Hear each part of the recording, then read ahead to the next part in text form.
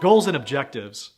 This section of the financial FIRE process is truly the moment when you can take your fifth and final lighter and light the torches that will protect the investments you've made, allowing all areas of your life to flourish in safety.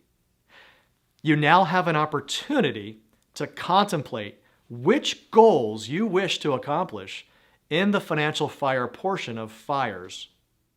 In this section, you'll be using a model for goal setting that involves identifying hurdles or challenges, figuring how you will measure your progress, and determining any timelines or deadlines for realizing those goals.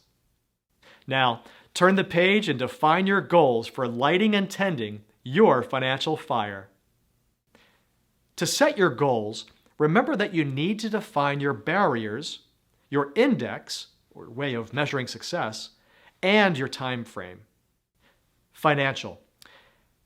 An example of a financial goal is, my goal is to overcome my credit card debt barrier by saving 15% of my paycheck each week, index, a metric and a measure, by the end of the month, time frame.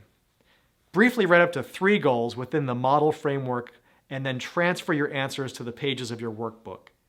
On that following page, complete the assignment by writing the 3 necessary steps required, those are called objectives, to successfully accomplish each goal.